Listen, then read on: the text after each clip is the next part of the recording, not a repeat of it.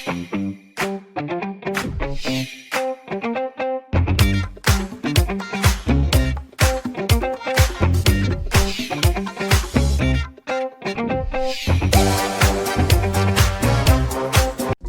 friend, guess what? I discovered a cool new ability I can teach you too. It's called making predictions. And no, I do not mean I can see and tell the score you eventually get in that test you did not prepare for, but I can make an informed guess. You see, the ability to make predictions is a skill we should all have and improve on. This skill comes in handy for reading too. So, how do we make predictions? First, find clues. For example, how do you know it is about to rain? The clouds become darker, and there could be flashes of lightning across the sky. Thunder follows when there is lightning. Did you see what I did there? I made another prediction. I've seen it happen many times, and there is hardly lightning without thunder. This idea of rain reminds me of a sequel I wrote, an original African folktale about why the sky is far away. Now, pay close attention because at intervals, you will be required to make predictions about the story. Ready? Let's read. The next day, the villagers tried to fetch some food, but the sky god was far away. Sky God, we need food, Sky God, we need food, they wailed, but the Sky God stayed silent. As the day wore on, a palpable sense of unease began to settle over the village. The sky, once a cheerful blue, had gradually darkened to a sickly shade of gray, and the air was thick with an eerie stillness. A few leaves rustled ominously in the trees, their sound amplified by the silence that surrounded them.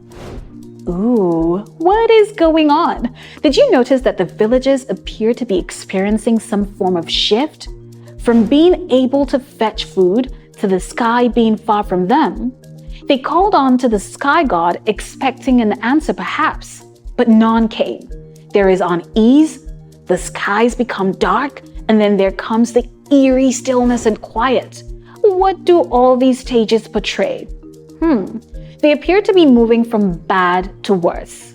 What do you think happens next? More evil? Perhaps some good? How can you tell?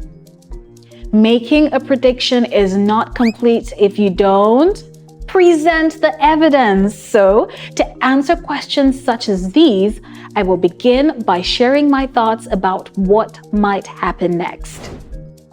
Then, support my answer by citing the instances or moments in the story that support my answer, just like we did earlier. Now that we've made a prediction, aren't you curious to see if your prediction is correct? Let's read on. The villagers, too, seemed to sense that something was amiss. They moved about with nervous energy, their eyes darting back and forth as they whispered in hushed tones. Every so often, a group would gather, their faces drawn and anxious as they speculated what might be causing this strange phenomenon. I'm here wondering the same thing too. Let's get back to reading.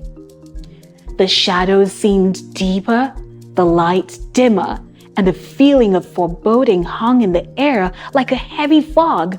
Those who were sensitive to such things could almost feel a faint vibration, like the thrumming of some great unseen force. Ooh, doom is definitely coming their way. Making predictions while you read helps your mind stay active enough to catch all the necessary details. Mentally, you begin to match the details you are coming across with what you predicted. Do you see how making predictions can improve your comprehension skills? Go on, pick a story of your choice and practice.